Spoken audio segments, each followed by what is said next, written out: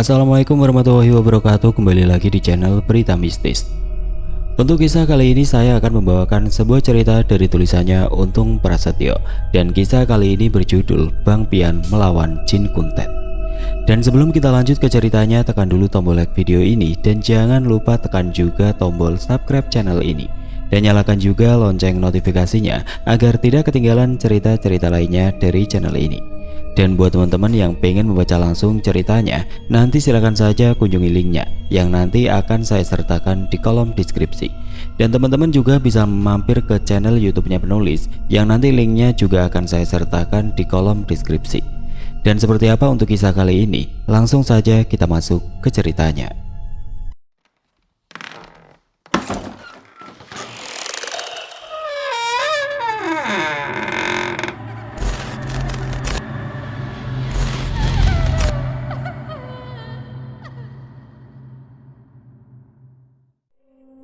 Hari itu Opik merasa sangat senang sekali ketika di perjalanannya menuju ke sekolahnya. Opik menemukan sejumlah uang yang digulung dan diikat karet tergeletak di jalan sebuah gang yang biasanya dilewatinya ketika pergi dan pulang ke sekolahnya.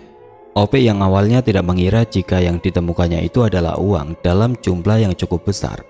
Uang sebesar 150.000 itu terdiri dari pecahan 5 ribuan, 10 ribuan, 20 ribuan serta 2 lembar 50 ribuan itu sengaja digulung dan diikat menggunakan karet gelang berwarna merah. Sesampainya di sekolahan, Opik pun segera membelanjakan uang yang ditemukannya tadi dengan mentraktir beberapa orang teman dekatnya. Sepulangnya Opik dari sekolahan, Opik pun kembali melewati jalan yang dilaluinya ketika berangkat ke sekolah tadi. Dan betapa terkejutnya Opik ketika di tempatnya menemukan uang yang tergulung tadi.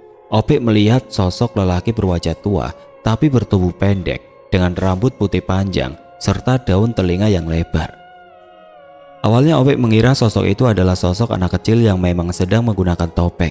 Tapi ketika jarak Opik dengan sosok makhluk mengerikan itu semakin dekat, tiba-tiba saja sosok itu melompat ke arah Opik. Karena merasa terkejut, Opik pun menutup wajahnya. Dan seketika itu juga, sosok makhluk menyeramkan tadi menghilang tepat di hadapan wajah Opik. Sesampainya Opik di rumah, dia merasakan tubuhnya demam dan perutnya terasa panas, seperti terbakar. Melihat hal itu, Maela pun segera memanggil Baba Ali yang sedang menyiram tanaman di belakang rumahnya. Sesampainya Baba Ali di kamar Opik, Baba Ali dibuat terkejut dengan wajah pucat serta keringat yang mengucur deras di wajah Opik. Baba Ali pun meminta Maela untuk segera membawa Opik ke dokter karena kondisi Opik yang sudah sangat mengkhawatirkan saat itu. Ketika Baba Ali dan Maela sudah bersiap untuk membawa Opik ke dokter, tiba-tiba saja Opik menggeliat kesakitan disertai rintihan yang membuat Baba Ali dan Maela kebingungan. Melihat adanya hal aneh yang menimpa anaknya tersebut, Baba Ali pun segera pergi ke rumah Bang Haji Belil dan meminta beliau untuk melihat kondisi Opik saat itu. Sementara Maela masih menjaga Opik sambil memberi air hangat dalam botol kaca untuk meredakan sakit yang dirasakan Opik di bagian perutnya. "Kayaknya Opik ketempelan dah Bang," ucap Bang Haji Belil ketika sudah berada di kamar Opik. "Usir Daji, kalau ada yang nempel di badan anak saya," balas Baba Ali kepada sahabatnya itu. "Gua coba ya, Bismillahirrahmanirrahim," ujar Bang Haji Belil sambil membacakan ayat-ayat suci Al-Quran. Tidak hanya itu, Bang Haji Belil juga mulai mengusap bagian perut Opik yang sedari tadi dipeganginya tersebut. Opik pun kembali merintih kesakitan sambil terus memegangi perutnya. Dan tidak lama kemudian, suara rintihan yang keluar dari mulut Opik pun berubah menjadi suara menggeram dan terdengar parau. Opik pun kini mengalami kesurupan dan dengan tingkah yang aneh, Opik terus saja tertawa. Bersamaan dengan itu, Bang Pian yang biasanya pulang sekitar pukul 7 malam, hari itu kebetulan pulang lebih awal. Dan betapa terkejutnya Bang Pian ketika mendapati rumahnya sudah dipenuhi oleh para tetangganya yang ikut melihat kondisi Opik yang sedang kesurupan itu. "Lah, pada ngapain ini rame-rame di rumah saya?" ujar Bang Pian yang menyapa beberapa tetangganya yang sedang duduk di teras depan rumahnya. Sementara itu dari arah dalam rumahnya terdengar suara tertawa dan suara menggeram yang membuat beberapa orang di sana bergidik ketakutan. "Kalau takut mending pada pulang, ntar ketularan baru nyaho dah," ujar Bang Pian yang sedang melepas sepatu yang digunakannya. "Buruan Yan, adik Lono kesurupan, buruan tolongin, ujar Bude Ita yang baru saja keluar dari dalam rumahnya.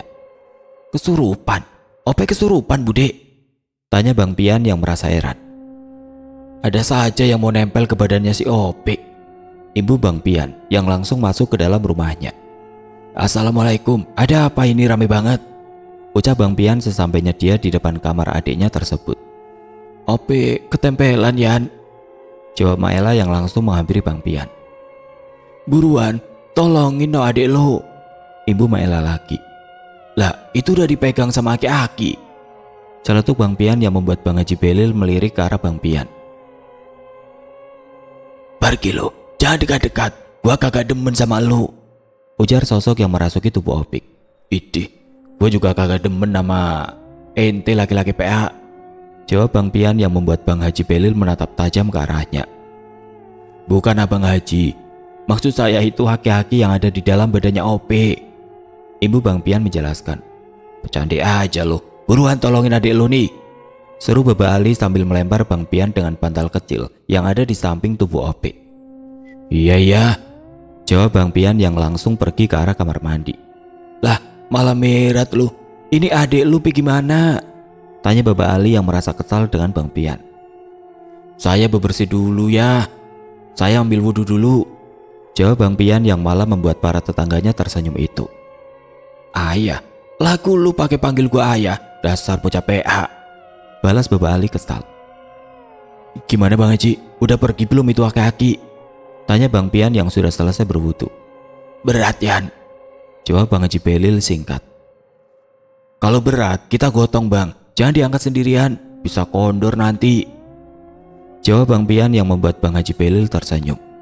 Bercanda mulu lu, dasar kampret, sahut Baba Ali kesal. Bismillahirrahmanirrahim, ujar Bang Pian sambil mengarahkan jari telunjuknya ke arah Opik. Bang Pian pun mulai terlihat khusyuk membacakan ayat-ayat suci Al-Quran sambil terus menunjuk ke arah kepala adiknya itu. Dan apa yang dilakukan Bang Opik itu membuat sosok yang ada di tubuh Opik pun mengerang kesakitan. Bang Pian yang terlihat mulai menggerakkan tangannya itu kini membuat tubuh Opik mulai menggeliat.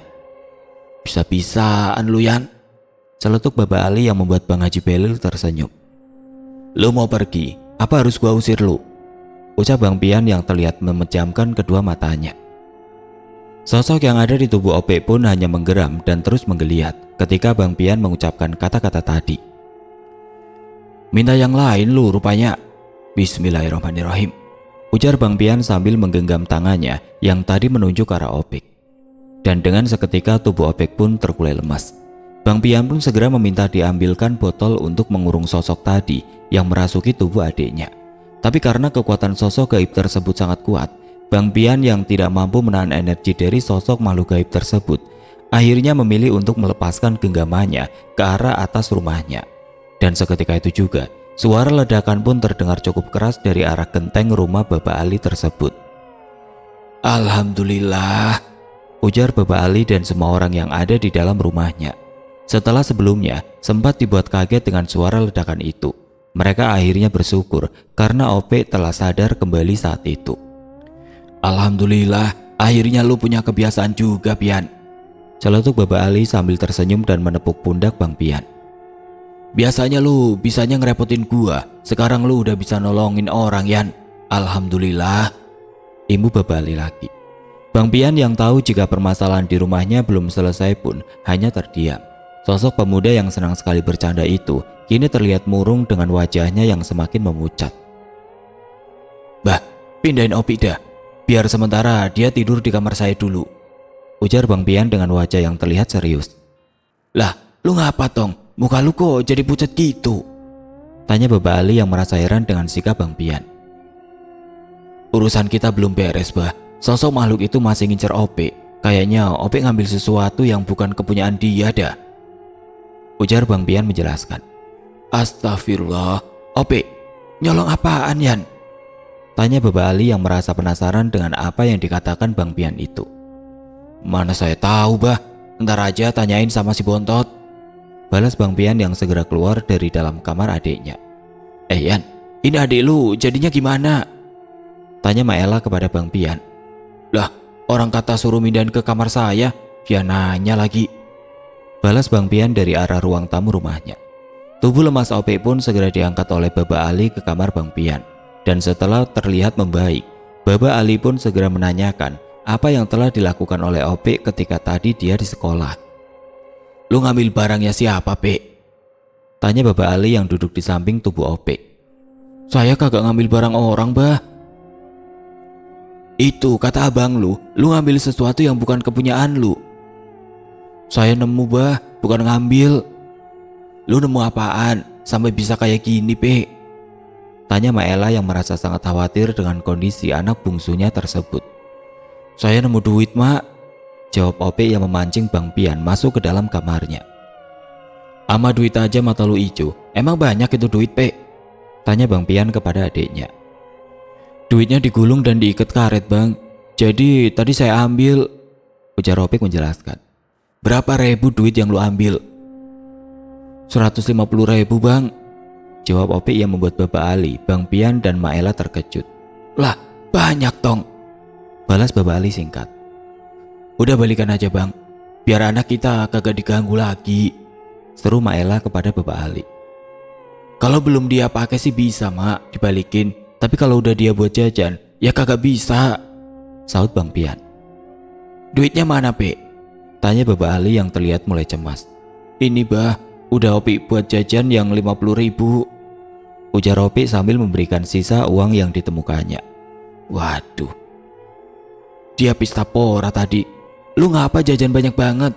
Pantesan lu langsung ketempelan aki-aki kuntet tadi, Pe," balas Bang Pian sambil menggelengkan kepalanya. "Terus gimana ini, Yan? Lu bisa nolongin adik lu gak?" tanya Baba Ali yang makin terlihat khawatir. "Makanya lain kali kalau nemu apapun jangan diambil ya. Kalau begini kan jadi ribet urusannya," seru Bang Pian menjelaskan kepada adiknya. "Duitnya kita ganti aja deh, Yan. Terus kita balikin lagi ke tempatnya," ujar Maela kepada Bang Pian. "Tidak semudah itu, ibuku sayang. Itu ibarat kata jebakan Batman. Duit itu memang sengaja ditaruh di jalan itu dengan tujuan supaya diambil orang. Dan orang yang ngambil itu duit bakal celaka, karena duit itu semacam media buat nyari tumbal," balas Bang Pian menjelaskan. Perkataan Bang Pian itu sontak membuat Maela terkejut dan mulai merasa khawatir dengan Opik. Maela dan Baba Ali pun meminta Pian untuk segera ke rumah Ardi, untuk meminta tolong kepada Ardi agar membantu keluarga mereka mengatasi masalah ini. "Lah, pada lupa, Ardi sekarang di pesantren. Kan minggu kemarin dia pamitan ke sini," jawab Bang Pian yang membuat Maela terkejut. "Astagfirullahaladzim, emak lupa, Yan. Emak lupa juga kalau Opik udah SMA sekarang. Astagfirullah," ujar Maela yang kembali merasa cemas. "Insya Allah, nanti biar Pian urus dah soal itu. Kalau Pian gak mampu, Baba cari kiai atau ustadz daya," balas Bang Pian yang membuat Baba Ali dan Maela kembali tenang. "Iya, Yan, mudah-mudahan lu bisa ngatasin masalah ini ya. Ini duitnya, ntar Baba genepin lagi biar jadi 150.000 lagi," balas Baba Ali sambil memberikan uang yang ditemukan Opik tadi pagi. "Lu juga, Pe, jangan lagi-lagi dah ngambil yang bukan hak kita. Mau nemu kek, mau apa kek," Ibu Baba Ali menasihati Opik. Ketika malam hari tiba, tubuh Opik kembali terserang demam dan mulai mengalami mual serta perut yang terasa sakit. Baba Ali dan Maela yang mulai khawatir pun diminta untuk memanggil Bang Haji Belil serta Bang Beni dan Pendo serta yang lainnya untuk membantu Bang Pian melawan kekuatan makhluk gaib yang kembali lagi menyakiti Opik. Sesampainya Bang Haji Belil, Bang Beni dan Bang Pendi serta Bang Encom dan juga Pak Ade Kosmo, Bang Pian pun meminta tolong kepada mereka untuk membacakan Yasin di rumahnya sampai Bang Pian dapat menghadapi makhluk itu secara langsung. Bang Pian yang berada di dalam kamar sendirian pun mulai mencoba melakukan komunikasi dengan sosok yang kini mulai menyerang Opik dengan beringas. Bang Pian yang mulai khawatir ketika mendengar suara Opik merintih kesakitan pun tiba-tiba merasa tubuhnya dingin dan perlahan pendengarannya menjadi sunyi. Entah apa yang terjadi pada diri Bang Pian saat itu, tapi ketika Bang Pian duduk di dalam kamar Opik dan terus berdoa, tiba-tiba saja pandangan mata batinnya melihat sosok-sosok makhluk gaib berkelebat dari segala arah. Dan setelah Bang Pian membuka kedua matanya, energi hitam yang sangat kuat pun mulai dia rasakan. Menurut Bang Pian, saat itu adalah pertama kalinya Bang Pian membuka mata batinnya yang selama ini telah ditutup oleh Ardi. Dan selama ini ternyata Bang Pian banyak belajar dari Ardi cara mengatasi makhluk gaib jahat yang berkaitan dengan santet, pelet, dan juga tumbal. Selain itu, Bang Pian yang sudah pernah mengalami mati suri pun kini dapat dengan mudah membuka mata batinnya atau indera keenamnya serta melepas sukmanya.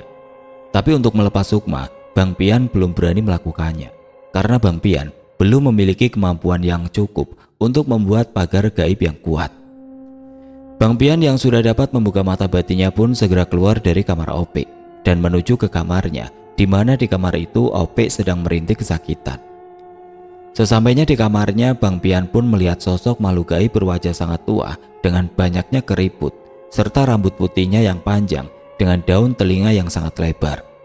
Tubuh sosok makhluk gaib itu sangatlah pendek, tapi juga memiliki tubuh gemuk. Sosok tersebut terlihat sedang duduk di atas perut Opik sambil menguncang-uncangkan kedua kakinya.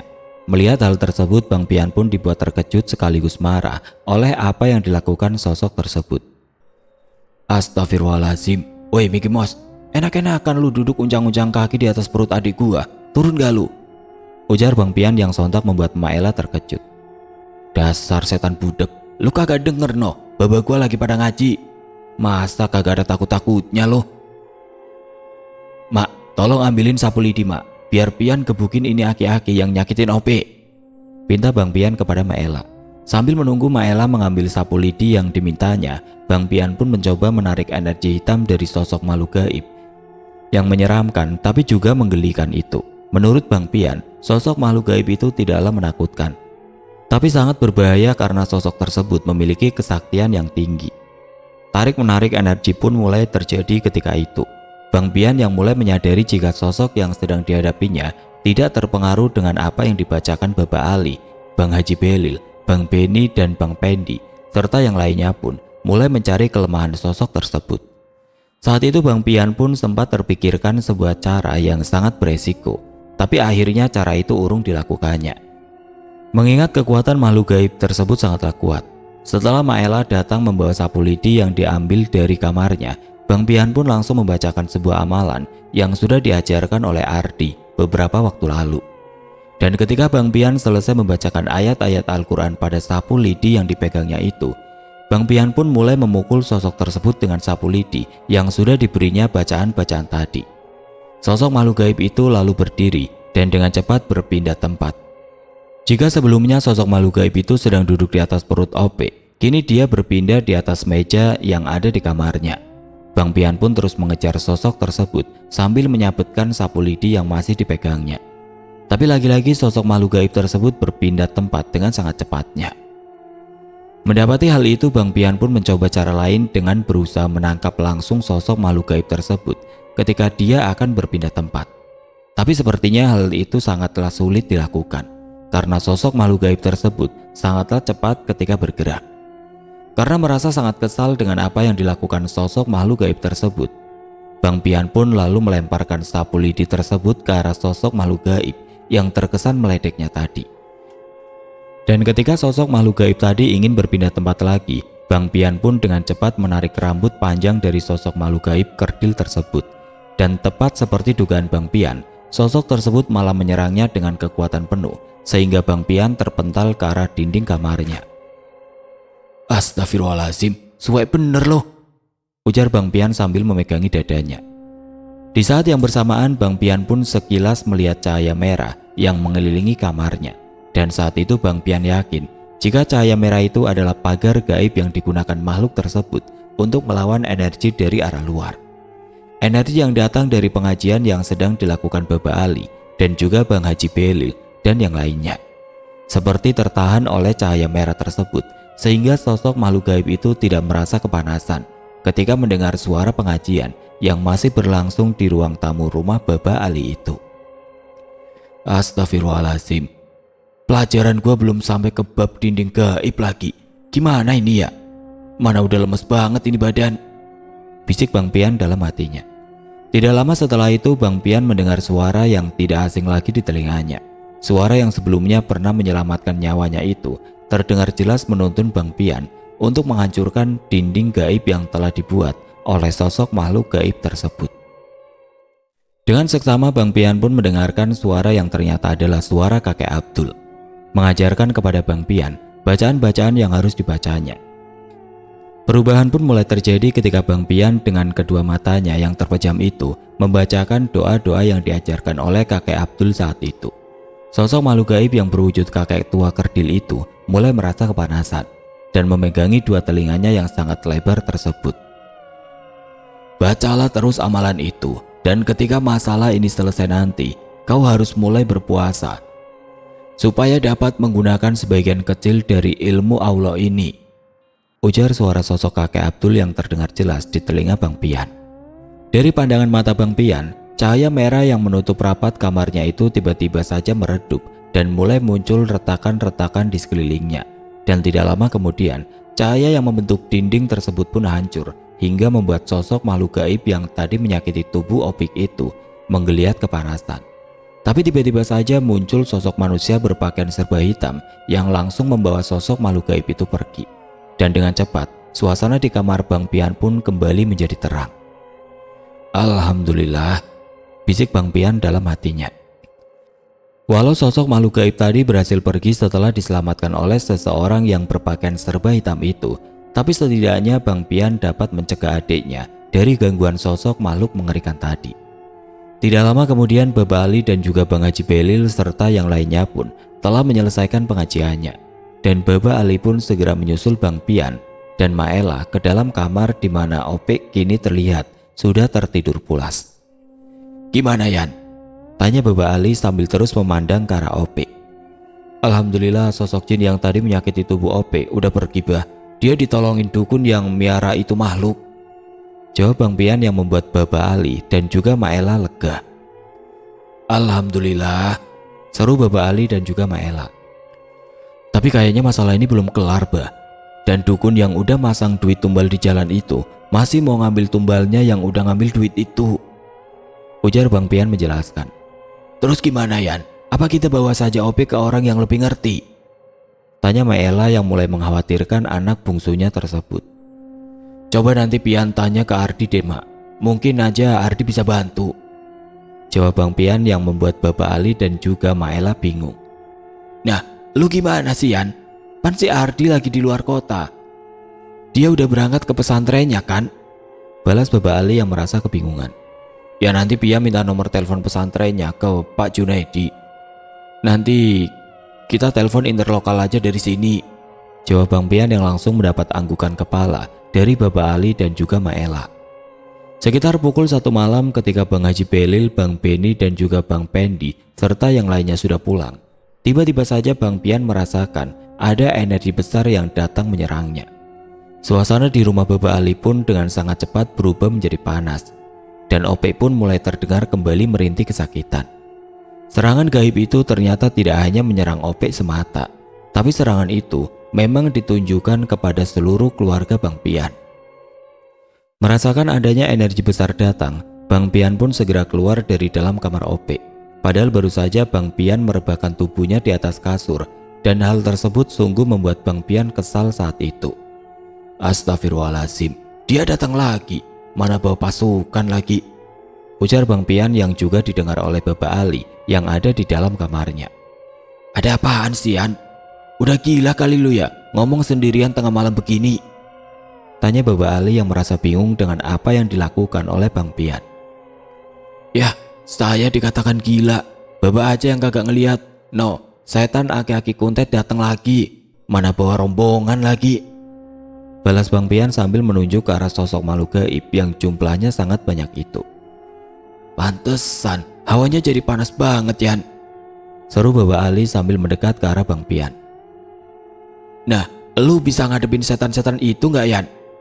Tanya Baba Ali yang merasa biasa saja saat itu. Satu aja saya ngap-ngapan, apalagi ini ada selusin, ujar Bang Pian sambil jari telunjuknya menghitung sosok-sosok makhluk gaib yang kini ada di hadapannya. Nah kan, ada 11 biji tuh setan kuntet, udah kayak anak TK yang mau masuk kelas lu, ujar Bang Pian ke arah sosok makhluk gaib itu berada. Candaan Bang Pian itu rupanya memancing sosok orang yang tadi sore dilihat Bang Pian menyelamatkan sosok jin tua yang menyerang OP itu. Sosok orang itu pun kini berdiri di antara sosok-sosok makhluk gaib kerdil yang memandang tajam ke arah Bang Pian dan juga Bapak Ali. Silakan tertawa sepuasnya. Sebentar lagi saya akan membuat kalian sakit, lalu mengambil sukma salah satu dari kalian yang telah mengambil uang tumbal yang saya pasang tadi. Ujar sosok dukun berpakaian serba hitam tersebut. Sosok dukun yang sedang meraga sukma tersebut dengan lantang menyampaikan apa yang menjadi tujuannya mendatangi rumah Bapak Ali malam itu. Dan dukun yang memiliki ilmu tinggi itu akan segera mengerahkan cincin peliharaannya untuk menyerang Bang Pian dan juga Bapak Ali saat itu. Widih, pelatihnya datang juga. Itu setan cebol peliharaan lu. Mau main bola di mana? Tanya Bang Pian sambil memejamkan kedua matanya dan mulai membacakan amalan-amalan yang pernah dipelajarinya dari Ardi.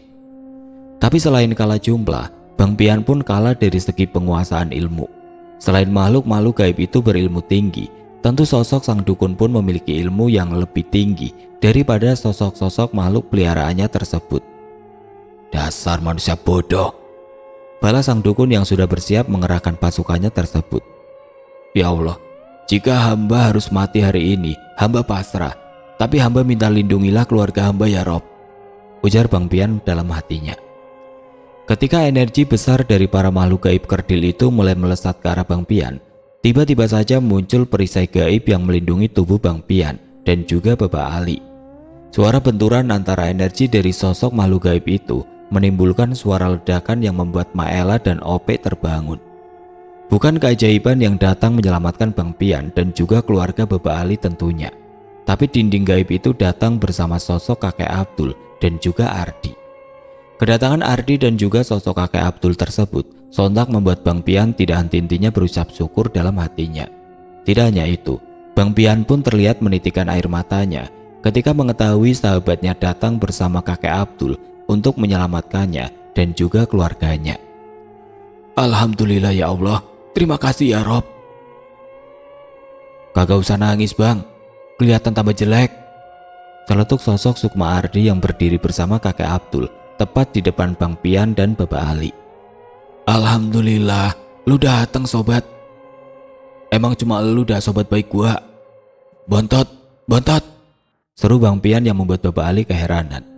Lu ngapain sih Yan? Tadi gua lihat lu pasrah banget, terus lu nangis. Abis gitu sekarang lu kirang bener, ujar Bapak Ali yang membuat Sukma Ardi tersenyum. Ah, Bapak mah kagak ngerti, susah dijelasinnya juga. Sekarang mending Bapak masuk kamar Ope sama Ope dah. Ntar kena energi gaib di sini malah berabe, balas Bang Pian yang langsung disambut anggukan kepala dari Bapak Ali. Jangan bersikap angkuh, masih ada langit di atas langit. Dan sekarang aku minta segeralah bertobat, wahai dukun sesat, ujar kakek Abdul yang sangat geram melihat Sukma dukun tersebut yang mulai mengeluarkan energi hitamnya yang sangat besar. Tanpa menjawab perkataan kakek Abdul, sang dukun yang matanya kini terlihat menjadi merah itu langsung memerintahkan makhluk-makhluk gaib peliharaannya untuk menyerang kakek Abdul, Ardi, dan juga Bang Pian. Tapi tanpa ampun lagi, kakek Abdul pun langsung mengeluarkan kain putih gaib seperti yang dimiliki Ardi untuk meringkus semua makhluk gaib yang melesat ke arahnya.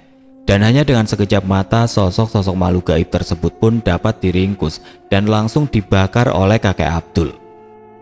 Mengetahui makhluk peliharaannya telah tumbang, sosok Sukma dukun yang berpakaian serba hitam itu pun langsung menyerang kakek Abdul dengan kekuatannya yang sangat besar. Dua energi besar pun beradu di dalam rumah Bapak Ali saat itu, dan akibatnya rumah Bapak Ali pun bergetar hebat hingga menjatuhkan beberapa barang yang tergantung di dinding rumahnya. Mengetahui jika efek dari pertempuran itu sangatlah berbahaya bagi keluarga Bang Pian, kakek Abdul pun meminta Ardi untuk pergi ke sebuah tempat saat itu. Dengan memberikan kode anggukan kepalanya, kakek Abdul pun sempat membuat sang dukun kebingungan. Biar cucuku yang akan mengurus jasadmu. Walau rumahmu aku kelilingi pagar gaib hitam yang cukup kuat, tapi aku yakin cucuku tadi dapat mengganggu jasadmu di kamar itu, ujar kakek Abdul yang sontak membuat sang dukun terkejut. Tanpa berpikir panjang lagi, sosok dukun yang sepertinya sudah tahu dengan kemampuan Ardi itu langsung melesat ke arah Ardi pergi tadi. Begitu juga dengan kakek Abdul. Sosoknya tiba-tiba saja menghilang dari pandangan Bang Pian sambil berucap akan kembali lagi setelah menyelesaikan urusannya dengan sosok dukun tadi.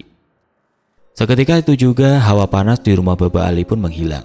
Suasana pun menjadi sejuk setelah kepergian dukun yang bermaksud mengambil sukma OP dan menjadikannya tumbal. Tidak lama kemudian, Baba Ali pun keluar dari dalam kamar tempat OP dan Maela berada. Baba Ali pun mengatakan kepada Bang Pian bahwa kondisi OP saat ini sudah lebih baik dari sebelumnya. Alhamdulillah Yan, OP sudah kagak kesakitan lagi, badannya juga udah kagak panas lagi, seru Baba Ali yang baru saja keluar dari dalam kamar OP. Alhamdulillah bah, tadi Ardi sama kakek Abdul datang nolongin keluarga kita, balas Bang Pian menjelaskan kepada Baba Ali. Alhamdulillah Yan, kalau Ardi sama kakek Abdul datang lagi, jangan lupa ucapin terima kasih Yan. Bilang juga dapat salam dari Zakaria Ali bin Fulan ya, ujar Baba Ali sambil tersenyum. Iya bah, mudah-mudahan kakek Abdul sama Ardi datang lagi. Nanti saya sampein salam Baba buat kakek Abdul dah, balas Bang Pian lagi. Ya udah Yan, kalau gitu Bapak tidur dulu ya, ngantuk banget nih, sambung Baba Ali yang langsung berjalan menuju kamarnya. Bang Pian yang malam itu berniat menunggu kedatangan sosok Sukma Ardi dan juga kakek Abdul pun tidak kuasa menahan kantuknya. Bang Pian pun memilih membaringkan tubuhnya di kursi sofa yang berada di ruang tamu rumahnya. Dan setelah itu Bang Pian pun mulai terlelap. Tidak lama setelah itu Bang Pian pun seperti bermimpi, sedang bersama Ardi dan juga kakek Abdul. Kakek Abdul pun meminta Bang Pian untuk berpuasa agar batinnya makin terasa, serta untuk dapat menggunakan amalan-amalan yang telah diijazahkan kepadanya. Bang Pian pun harus rajin puasa di hari Senin dan Kemis. Setelah menjelaskan semua tentang apa yang terjadi kepada sang dukun yang memang mencari tumbal lewat media uang tersebut, kakek Abdul dan juga Ardi berpamitan kepada Bang Pian. Bang Pian pun kembali memeluk tubuh Ardi dengan erat, seolah enggan berpisah dari sahabatnya tersebut. Tapi karena Ardi harus kembali ke pesantren tempatnya mulai belajar ilmu agama, mau tidak mau Bang Pian pun segera melepaskan pelukan erat kepada sahabatnya tersebut. Besok aja abang telepon ke pesantren tempat saya belajar, jam 1 siang ya bang, ujar Ardi yang langsung berpamitan dan melesat pergi dari hadapan Bang Pian. Bang Pian yang tidak kuasa menahan rasa haru di dalam hatinya itu kembali menangis sedih. Dan tidak lama kemudian Baba Ali pun membangunkannya sambil meledek Bang Pian. Nangis mulu loh, katanya mau kawin tapi diam-diam nangis mulu, cengeng lu, ujar Baba Ali yang sudah duduk di samping Bang Pian. Idih, siapa yang nangis sih bah? Orang ini gara-gara belek, sahut Bang Pian yang segera pergi ke kamar mandi. Setelah bersiap untuk pergi ke masjid yang berada di dekat rumahnya, Bang Pian pun memberikan uang yang kemarin ditemukan OP dan membuatnya hampir celaka itu. Bang Pian meminta kepada Baba Ali untuk memasukkan ke dalam kotak amal masjid dengan niat sedekah. Setelah pagi datang, Bang Pian pun menceritakan apa yang dialaminya semalam kepada Baba Ali dan juga OP. Bang Pian pun masih menasihati OP agar tidak mengambil apapun yang ditemukannya di jalanan. Oke teman-teman, sekian untuk kisah kali ini. Semoga apa yang sudah saya sampaikan dalam kisah ini dapat dijadikan pembelajaran untuk kita semua. Dan buat teman-teman yang baru bergabung, jangan lupa untuk like, komen, share, serta subscribe channel ini. Dan nantikan kisah-kisah horor berikutnya tetap di channel Berita Mistis. Wassalamualaikum warahmatullahi wabarakatuh.